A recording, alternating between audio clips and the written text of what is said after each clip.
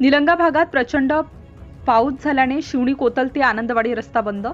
निलंगा तालुक्यातील कोतल शिवणी ते आनंदवाडी दरम्यान असलेल्या शामगीर नदीचा प्रचंड पाणी वाढल्याने आनंदवाडीकडे जाणारा रस्ता बंद झाला आहे। आज दिनांक 8 जून रोजी दुपारनंतर झालेल्या पावसामुळे जागोजागी रस्ते बंद झालेले आहेत।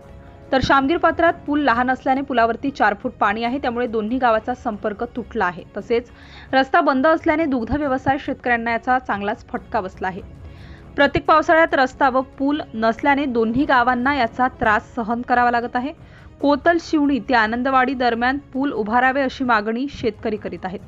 सिटी इंडिया न्यूजसाठी प्रतिनिधी बाबूराव बोरोडे, उपसंपादक लातूर।